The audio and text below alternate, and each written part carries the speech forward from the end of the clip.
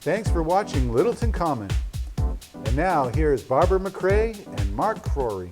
Whoa, where did the summer go? Good question. And did you do anything special? I did do a lot of things special. For the first time in 5 years, my whole family got together. We went up to Wells Beach, Maine, and the main thing we wanted to do was make sure we got a new family portrait, which we did on the beach. My daughter-in-law is a photographer. Oh. And she sent us a color palette, and we could pick from one of the colors for our outfits. So we didn't coordinate as far as who was going to wear what. We just all said, you know, this is what I'd like to wear. And when we got together, it matched like we had, you know, coordinated it perfectly. But it was a great time. You know, my kids live all over the world now, so getting them together all in one time, it's been 5 years since we've done that. So I really had a fantastic time. Well, I'm imagining that there was a lot to talk about, a lot to catch up, lots of hugs. Oh, yeah. And a little bit of sadness when they all had to go their separate ways. It was. I tried not to focus on that, but it was. Yeah. It was a little sad. But there's going to be other times. It's kind of like after Christmas, you know, the day after Christmas is a little bit of a letdown. Yeah. You've opened all the presents, and now it's like, now what do we do, you know? Yeah. But it was fun. Good. Yeah. Good. That's wonderful. Yep. Well, it's back to school this month, and what about your children, Mark? I mean, how many are still at home, and are they still homeschooled? And I always thought it is a brave thing to do, and I don't think I could have done it. But what made you decide to homeschool? Well, we now will have 2 still at home out of the 6, so 4 are off. And David, my number 4, he just graduated from homeschool. We still homeschool. We've homeschooled all along.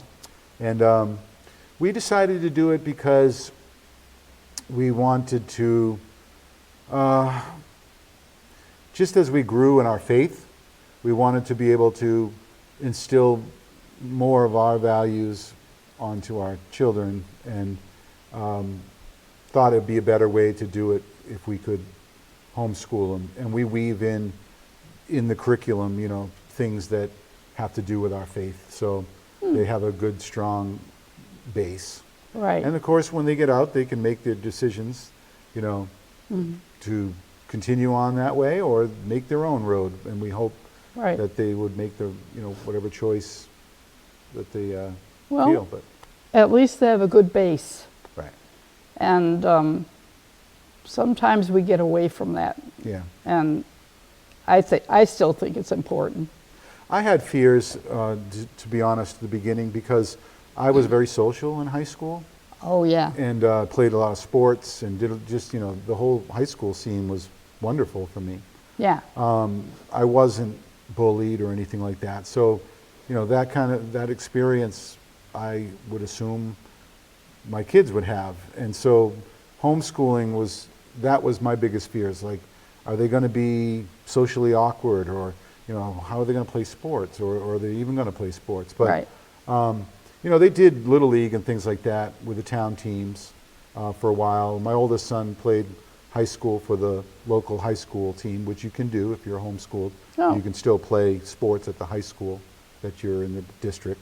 But most of them went into different, more, I guess, artsy fields. Like, they all play musical instruments, and some of them are painters, and others went on to be actors. And Yeah. So, well, I think that's a great thing. I'm interested in all that too. And so, hey, to me, that's great things that they're doing, you know. And they are sociable, because I agree, you know, I wondered about that, and I was going to meet them and everything, and nope.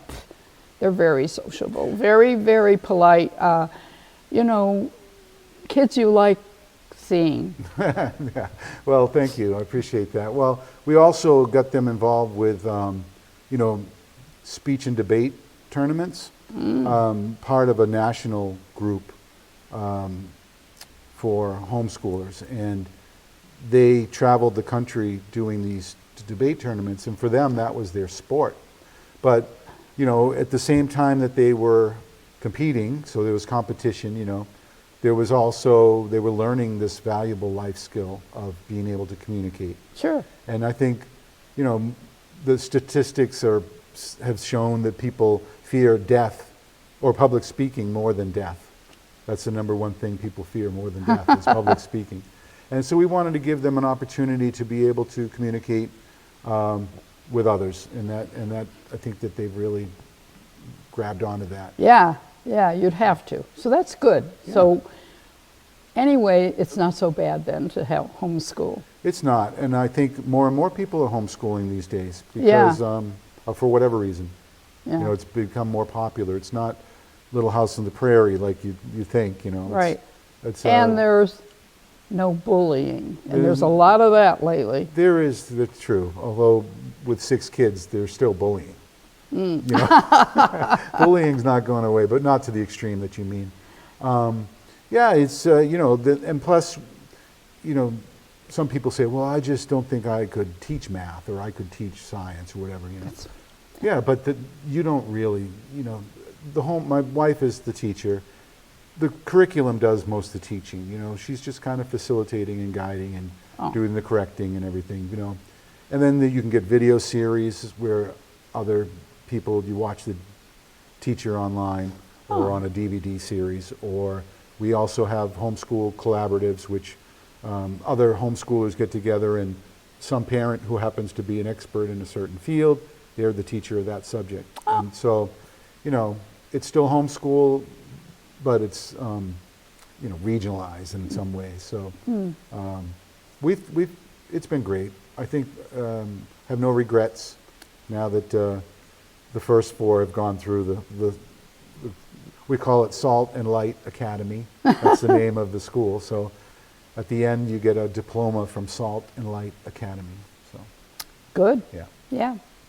Well, sounds good to me, and Yeah. I'm glad that they're all well and doing well. Thanks.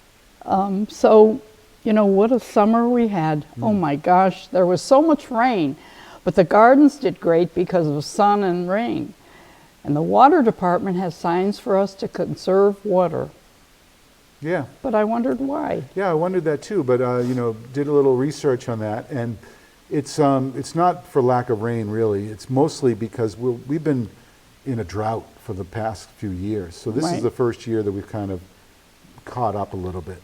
But also because the Wickham Ave plant is not online yet, and the other well that's on Spectacle Pond is overworked. And so they've been doing all the work of what should be multiple wells. Yeah. So the new Wickham Ave well is scheduled to come online in September this month. So we're going to be there. Hopefully we're going to be doing this live event from there when they turn on the light switch or the water spigot or whatever you say. Yeah. And then it'd probably be less of the conserving. But. Well, see, that's understandable then. It's just that if you're just passing by and you see the sign, you go, what? I don't understand. There's rain and rain. Too much water, it seems, Yeah. For one example, Third Thursdays, which are usually at Fay Park, had to be moved to 300 King Street because Fay Park was still soggy and wet in the middle. It just never could catch up and dry out. Yeah. So it was like a Fay Lake instead of Fay Park. But well, it'll be fun to see what happens this winter. The winter. Yes. Yeah, I wonder if we'll have snow or rain this winter, but there's always surprises from Mother Nature. Mother Nature, yeah, right.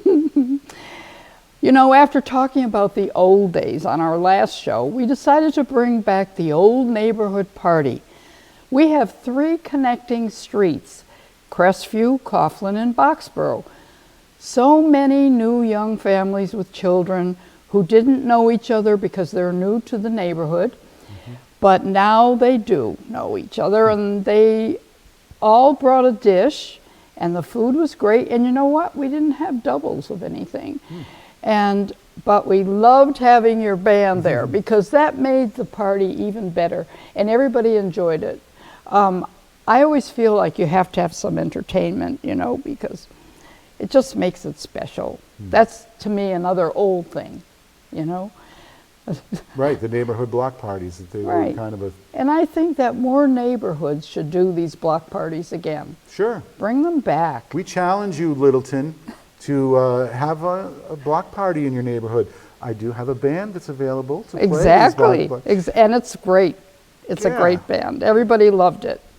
Yeah, we play music from the 50s, 60s, 70s, 80s, and Yeah. you know, it's something for everybody, I guess you could say. But we had a great time too, and I met some new people, and actually from that party, we're playing another party in September. Another party. Yeah. It's a barn party this time, but it's the I same. like that. Yeah, same idea of inviting all your neighbors.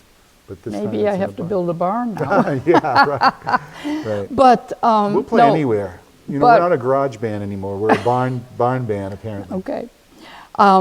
But one of our neighbors said that he plans to do it next time. Oh, good. See, So I guess we're going to continue. that's great. I Yeah. think we need all that, especially after being shut in with COVID and everything, and just people need to connect. Yeah. You know, that's what it's all about. Really. And like I said, having new neighbors, because, you know, we have a lot of new houses on Boxborough especially, and they don't seem to know who's on Crestview, who's on Coughlin. And it was really fun watching the little ones because they were meeting for the first time, some of them. Right. And they ran the yard and they played and they really had a great time. Yeah, and you have a great yard for hosting that. You have the pool and everything, and Yeah. it's nice and pretty back there. It was Well, we great. enjoy it Yeah. too. Yeah. But another something about the old days, David Whitcomb had some wonderful stories to tell us. Later, I was reading an article in Reader's Digest about preserving the past. It told that many states have towns that are saving a piece of the past, like a filling station or twin drive-in theater, and these are being put on the National Register of Historic Places. You know, we have a few, and are any of them, you know, on this national register, like maybe our museum? I'm sure we have others, though, you know. That's a great question. Maybe we'll ask Carolyn Mueller, the president of the Littleton Historical Society, to come on the show, or I'm sure David Whitcomb would know. David wants to come back, by the way, for part 2 Yeah. of our He look enjoyed at- it. Yeah, we generally don't get a lot of comments about the show. I hope you watch, but you know, most people don't pick up the phone and say, "Hey, I watched the show." Although we do get some. We got more comments on that show than we have in a long time. 'Cause Right. People really enjoyed the history of the then and now and type of thing, and so. Right, yeah. I'm into that lately, you know. I mean, as the older you get, the more you want to know. Bring the history to the younger Yeah. people. And because of what he did, he said he's gotten calls at home, people thanking him for doing that, and also a couple who live near the stagecoach sites and said they didn't know everything and that he had taught them some good stuff. Oh, that's great. A few years ago when they dismantled the Long store. Yeah. Remember the Long store? It used to be on 119 across from the police station Right, where the storage bins are there, the right, Right. whatever those things are called, storage bins. When they took that all apart, LCTV was there, and we documented the dismantling and the saving of the wood, and they stored it.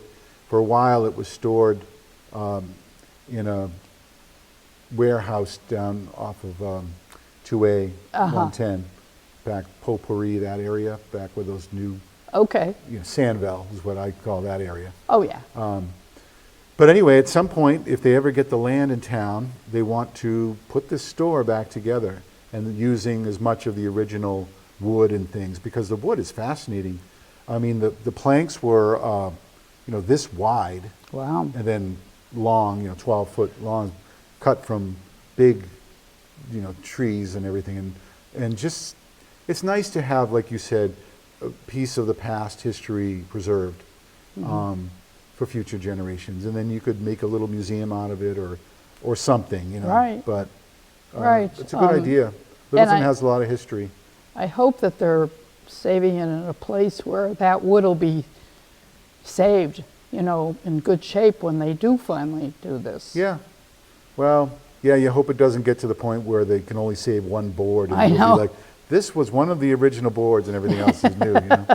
But, you know, who knows? At least they had the foresight to think about it. You know, Right. a lot of times some houses are just demolished. And then Oh, after they're tell me about yeah, it. and they say, why didn't we save that? Well, at least they saved it. We'll see if anything ever comes of it. I don't know. Yeah. But if they do, we'll document them putting it back together, and then with the old footage and the new footage, it'll be a cool show. Yeah. So stay tuned for that in the next 30 years. Something to look for. Well, yeah, we'll be sitting in our little wheelchairs Right, I with remember the camera. that. I remember that, yeah. Yeah, well, I'm always sorry that people destroy the old places, you know, because as you know, in Europe, everything is old and it's beautiful. It is. And it's sad to see, every time you see one destroyed or ruined, you go, how come we're not taking care of that, you know?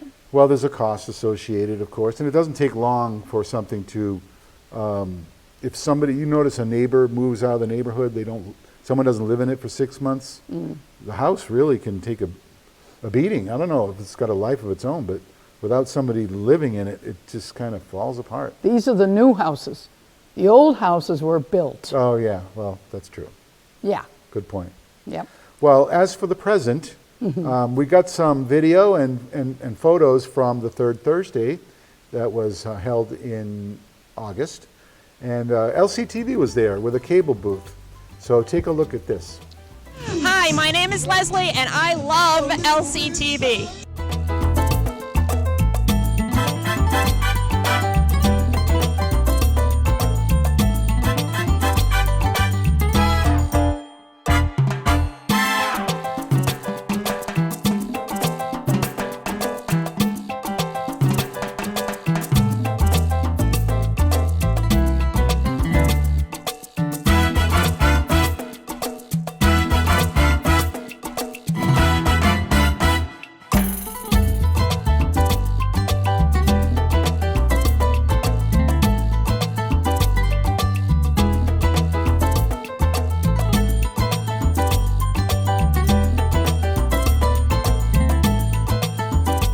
Hi, I'm Ed Franzik from here in Littleton, and I love LCTV.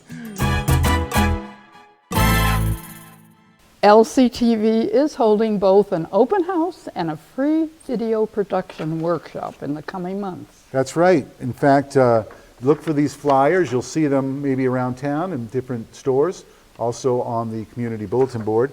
But the basic video production workshop is October 11th and 12th from 7 to 9 p.m. It's 2 hours each night.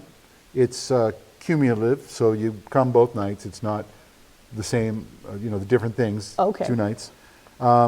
It's free. That's great, right? How many things are free these days? Yeah, It's going to be taught by a very handsome gentleman. All right, I'm teaching the class, all right? But it's going to be a lot of fun, and some of our interns will be there. We have quite a few now. People, kids getting interested in learning the trade. So if you're interested, you can call me at the studio, 978-540-2488, or you can email me at the number on the screen, mcrory@littletonma.org, and sign up. you know, saying that it's free and that's wonderful, but imagine it's free and you're learning something that you can maybe use sometime. Sure. You know, it isn't just like, come in, this is free, go ahead, Right. you know, and goodbye. No, we want to make sure that you enjoy it and Yeah. do something with it. Absolutely. You can produce a show of your own. We also, we have fun. And I think that's the big thing is that we want you to have a good time. When you come in, it's fun, it's enjoyable, it's not scary, it's not a task. It's like, oh, I don't know about learning new skills and the technology. Don't worry about it. I have people who are teenagers who come in, and I have people who are in their 70s and 80s who come in. Everybody loves it. So please, if you are interested, it's a good time. Sign up. You'll have a blast. So Yeah, really, we have fun. And hey, if I can learn to do it, anybody can do it. yeah, well, I don't know about that, but you have stuck with it. Yeah. I mean, you've been here for 25 years, maybe. At least. Yeah, Yeah. and because you enjoy it, it's fun, and I think I the started people- out learning the videography. I wasn't in front of the camera, but had trouble with people that I expected to come in and do their thing. I finally got tired of that, but it really was funny back then because we had bigger cameras and everything. And in order for me to be in front of the camera, I'd set the camera up on a tripod, and then I'd run here and I'd video, and then I'd run back to see if I was in the frame, and then I'd run back and do the Right. show. But The it good was old fun. days. And then I learned editing. And that's when the camera was up here and the little recorder was down here as a separate unit, you know. Everything's pretty compact and easy to use Oh these yeah, days. and- easy yeah. peasy today. Yeah. Yeah. Well, Barbara, our special guest this month is Heidi McGregor.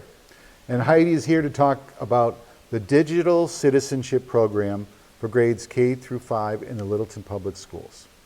Well, I'm very excited to have Heidi McGregor join me today. Heidi is a STEM integration specialist for grades K through 5. Did I get that right? You did. Look at that. And you might want to know what that is, because I want to know what that is. And first of all, Heidi, thanks for taking time out of your summer to come here. Now, I know this is airing at the start of a new school year, but we're going to talk all things school related, and especially when it comes to this topic that we're going to talk about, because I really didn't know anything about it. And I bet a lot of people out there don't either, or that the Littleton even offered this type of thing that you do, okay? So my first question to you is, because we're going to be talking about digital citizenship, and this is like a whole new realm that kids have to deal with and teachers have to deal with this year, with computers and all that stuff that goes on social media and all that stuff. So first of all, what is digital citizenship? All right. So digital citizenship is, it's actually made up of many different components. And in my role, I help to facilitate, some of the learning that we do in the areas. Not all of it, but some of it. So there's 6 components. One is balance and well-being. Making sure that people who use the internet, and in my case it's kindergarten through grade 5 students, understand the importance of finding balance in their lives so that they aren't consumed with screen time. And that's a topic amongst parents and community members, worrying about students having too much. So we talk about that at school. We talk about finding balance between online activities and IRL, in real life activities. We also talk about privacy and security, big topics when you're using a computer. We even talk to students specifically on how to make a good password. What are the components of a good password? Staying safe online. There's something called a digital footprint that we talk about. And it's this idea that every time you use a computer, you're leaving behind a trace of yourself. Either like if you comment on a picture, you're giving whoever can see that comment a clue about what you're about and who you are. And we just talk to kids about being mindful of that. You can't just, you just have to be thoughtful about what you put out there on the internet. Relationships and communication are a big part of digital citizenship. Cyberbullying it's sort of a charged word, so to speak, but it's something that we need to talk about, and so we understand the impact of that. And then news and media literacy is the 6th component that we work on. Okay, great. Privacy and security, I can understand. You talked about passwords, but is it also as a matter of, like, when I was younger, and probably when you were growing up too, our parents taught us about stranger danger and don't talk to strangers or unless it's somebody you know, and never get into a car with a stranger. And do you have to touch on those type of ideas yet in the internet world? with kids? Absolutely, absolutely. So, yeah, like you brought up a great point. When we were young, Younger. younger, There you go. exactly. When we wanted to go out into the world or go out into the neighborhood or something, there were rules that our families, and in some cases our teachers, would teach us things to help us to stay safe, to be responsible and respectful to those around us. Those same things are happening in a digital world as well. So those conversations are just really important to be having with children. Families at home, I'm sure, are having these conversations. If they aren't, they should be. Sure. It's an important topic to talk about.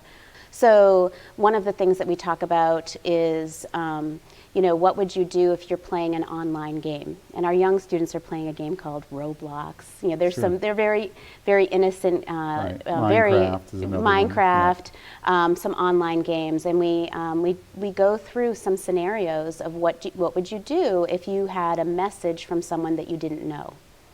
And almost always the situation is if a student doesn't know how to handle an online encounter, we tell them to find an adult that you trust in your home and have them look at it before you do something. Yeah.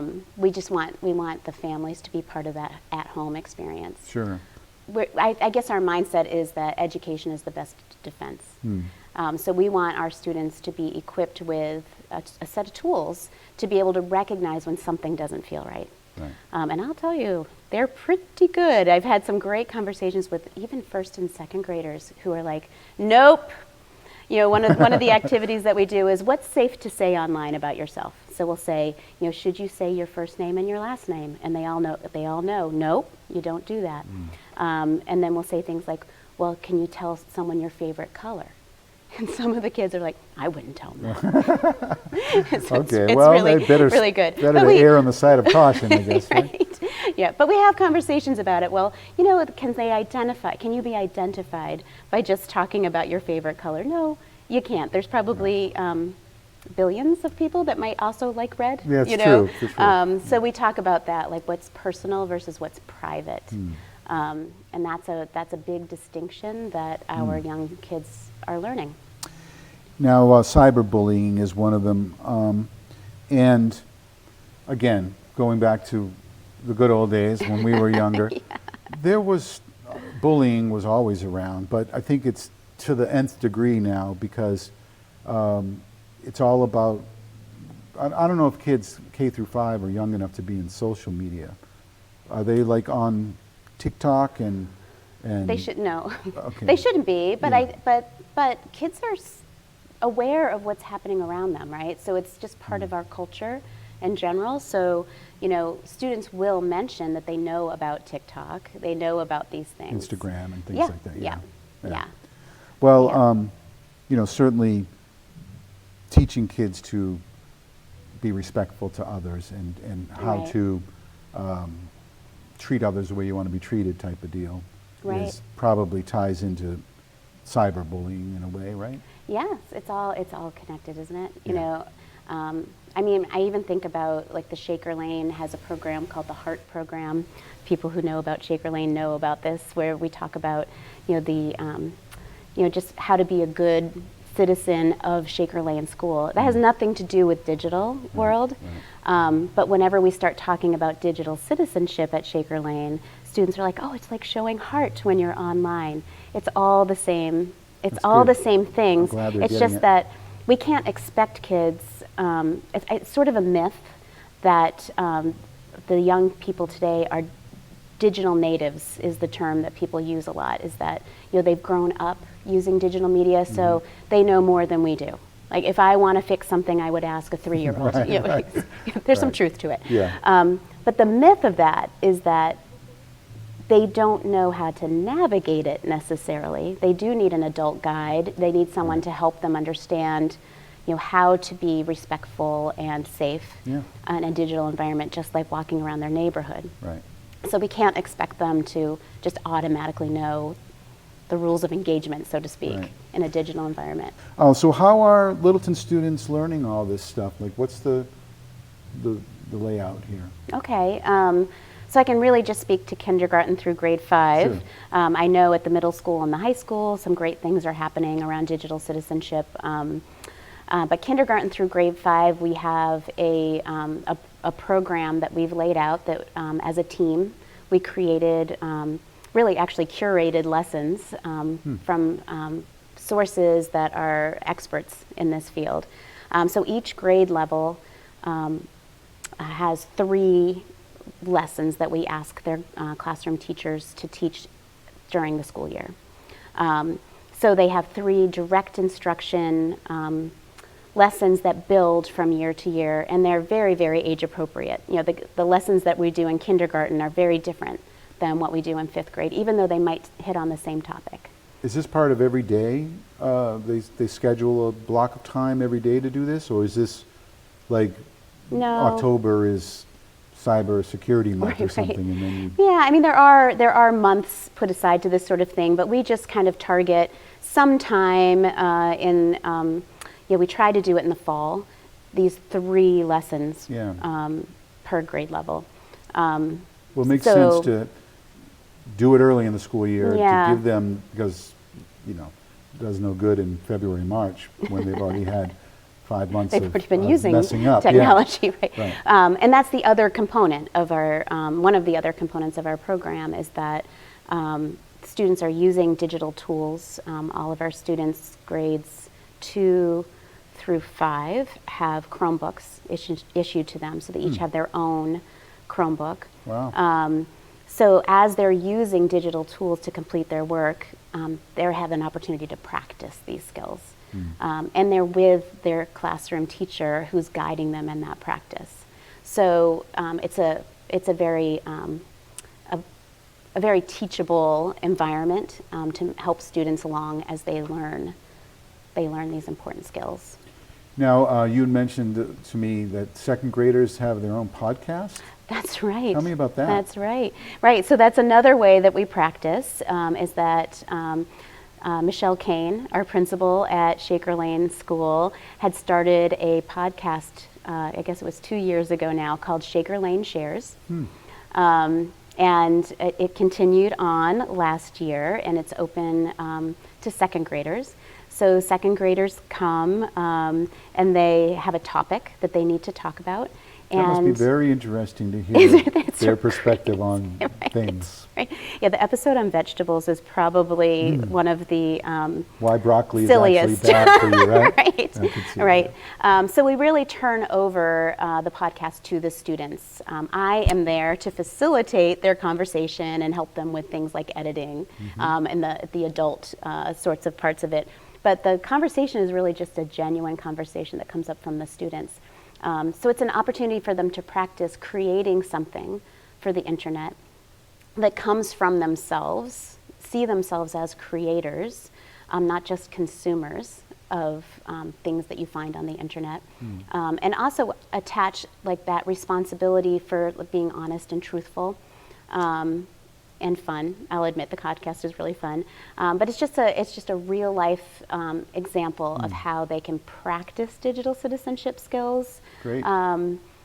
in a guided environment. Controlled and safe Yeah, place, yeah. Now, you also have a blog that's available for K through 5, right? Yes. And this blog is put onto something called a marker space.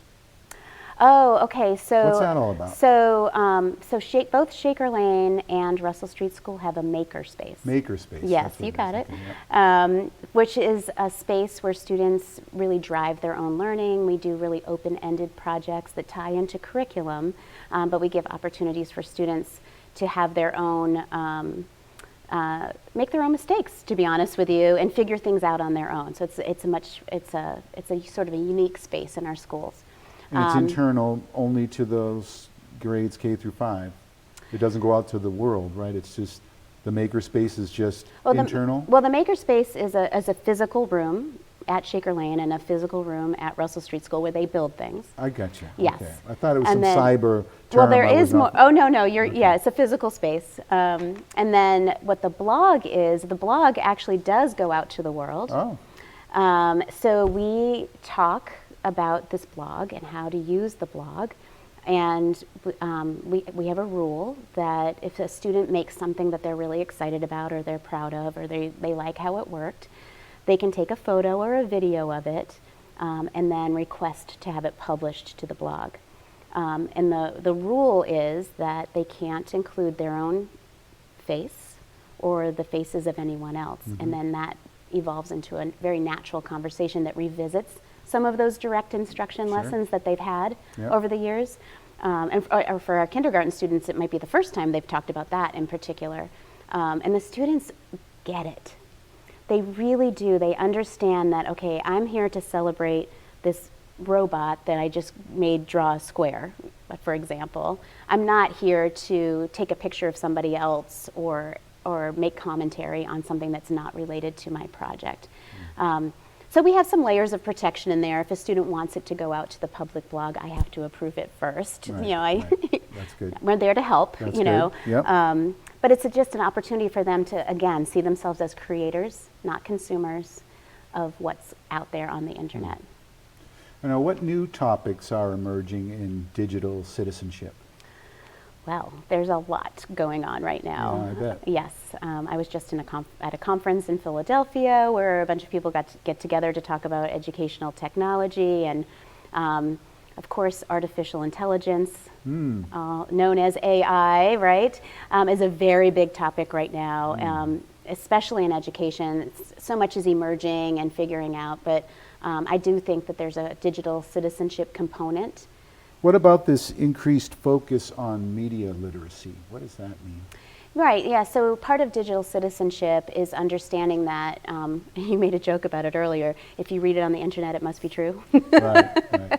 So that is increasing in our communities across the world. You know, there are incidences of, organizations that might be falsely publishing information or They say a lie can spread around the world before the truth gets out the door. That's a good one. I'm going to use that.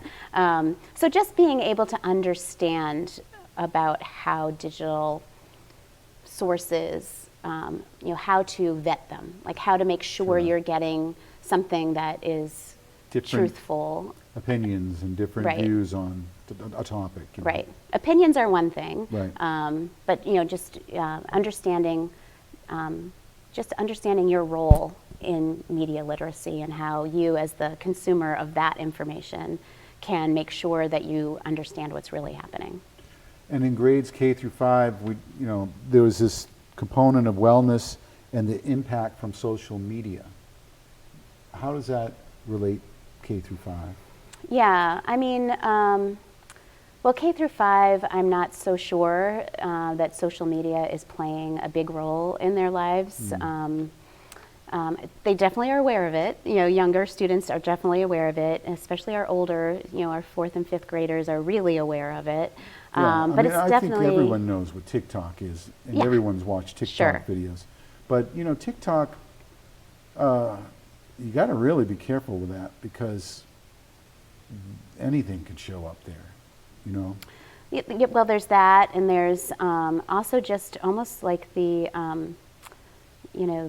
the time wasting piece of it, right? You can get caught up in those short videos, those reels, and kind of lose track of time, which brings us back to that balance that we talk to kids about. So you well-being. recommend a screen time, like limiting an hour, either through a digital device that will cut you off after a certain time, or I need one of those. yeah, right. I need one of those. Or just just reiterating with the kids that it's a beautiful day outside. Let's go outside and enjoy it. Right. Right. And I think every family is different. For how they want to manage it at home. And I think for some families, setting times. I know that worked for me for a period of time with my own children, but some families that doesn't work for them, and that's okay. I think it's more of just understanding that finding that balance is important for everyone. It just isn't going to be the same for everyone. Sure. So I think I read another thing I read, Right. The average kid, I don't know what grades this would have been, maybe school age, spends 5 to 6 hours a day in screen time. So over 30 hours a week in front of a screen. I can't imagine that can be unhealthy to do that, you know. Physically for your eyes, Right. right? And then, but not all screen time is equal, right? Like there's very passive screen time, like scrolling through those videos or looking on, you know, somebody's TikTok feed or just watching videos. That's a very passive use of screen. Active use, where you're creating something, you're Writing a story. writing your a own, story of your own, or making art. You know, there are digital art that's just amazing. Or you're learning something new by you know, I know a lot of students, older students will watch a YouTube video to learn how to do something. You know, kids will tell me, you did, yes. I do all the time. yeah. Yes, all the time.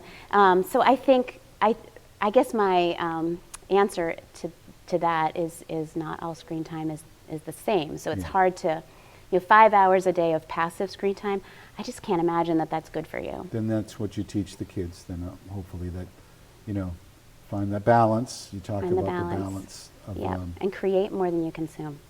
that's good. Create more than you consume. That's a good bumper sticker. I'll look for that. For parents out there, people, viewers who are watching today, who may not know all, I mean, do you guys go over this stuff on parent night? Or, you know, I'm sure, because this is kind of a new thinking, right? Of this, Well, I how mean, long has it been around? a while, Has a it? while, but it's newly energized, I think. But definitely, you know, digital citizenship. You know, the concept has been around for probably 10 years. Okay. But it's just more and more and more and more. Right. So it's. I guess you could say every year that it's more important than it was last year, Yeah. because it just seems to build on itself. But there's some great resources out there for families, community members. One that I know is fantastic is called Common Sense Media, and their website is commonsense.org, and they have a whole section for it's called Parents on there, which could be for, you know, anyone who's just interested in learning more. And they have articles that you can read. They even review movies and talk about, like, you know, different movies that are good for families. But they specifically do talk That must about... be a short list. Right, exactly, exactly. These We'll days, start a movie review show That'd be next, great. okay? I'd love to do that. Well, I know this, you didn't expect this question, so this is going to surprise you a little bit, okay? Okay. But you mentioned you were in Philadelphia for this big conference. Yes. And I wanted to mention to our viewers that you won a national award, and I know you would never bring this up, that's why I want to bring it up. Because, you know, it's a big deal. You know, this was an international, actually, event. And could you please tell us what you won and what that was like? Okay, I'm blushing, but thank you, thank you. Because I really feel like this is a reflection on Littleton, right? For Sure, we'll go with that right, angle. Yeah, right. but- So the conference, the organization is called ISTE, the International Society for Technology and Education, and they award different educators and people who are making an impact in education. And one of the awards they offer is called the 20 to Watch Award, where they choose 20 people who are doing things in education around technology that they think are worth watching. So I was honored with that this year, which was very, very exciting. That is exciting, and wow, kudos to Heidi. Right here in Littleton, we have top 20 in the world in the field, someone to watch. And you know, we're going to be keeping our eye on you because, you know, and we have for a long time because we've known that you are a gem in our little world here. So Thank you. Congratulations for that. Thank you. I mean, what an honor that is. And I'm a little jealous because I never won anything. But congratulations. Thank you. Well deserved. I appreciate that. Yeah. And I wanted to thank you for being here and talking about this. This is very, very interesting to me. I had no idea that Littleton did this. Of course, I don't have kids in the school system here, so Right. I homeschool our kids, so we do this kind of stuff at home. So you can go on that website and get And I can. your lessons. I will do that. But anyway, I really want to thank you for taking the time, and good luck this year with the school year, and Thanks. another exciting start to what I hope is a fantastic year for you and your fellow teachers. I hope so too. Thank Great. you. Thank you very much. And thanks for watching, and have a great day. Well, Littleton Public Schools are back in session early this year, and I don't know if you knew this, Barbara, but this is the first time that I can remember that they've started before Labor Day. Right. Generally always started after Labor Day. Right. So this year they decided to kind of be in line with other school districts who have been starting prior to Labor Day, and also they will get out earlier. So I know that this junior year class is getting ripped off because, or the ones entering senior year, because their summer's the shortest. Oh, yeah. Yeah, but everybody after this is going to have a nice longer summer because you'll start it earlier in June. Wow. And so that's that. LCTV, of course, will be covering varsity football games again this year. And we're excited to announce that two former players, Ben Stormwind and Lincoln Palmer, will be the play-by-play and the color analysts. And that's exciting. The first home game is Friday, September 15th, and it's against Tingsboro Tigers. It's a clash of the Tigers. Also that night, September 15th, there's going to be a special ceremony at 6:30. The game's at 7. But at 6:30 at the ticket booth, located at the entrance to Alumni Field, the ceremony will be honoring Millie McGovern. Nice. And they're going to name the ticket booth after her, and they're going to be unveiling a nice plaque in her honor.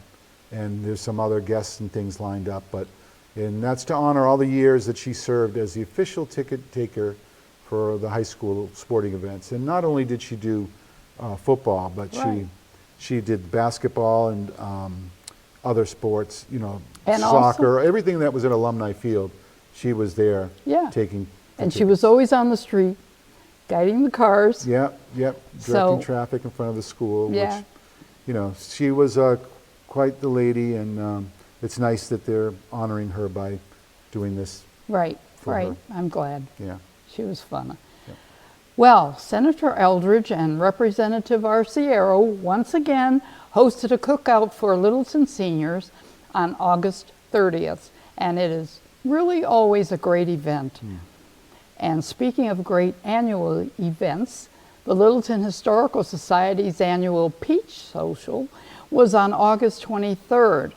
And this event reminds me of what small town life is all about, getting together with friends and neighbors.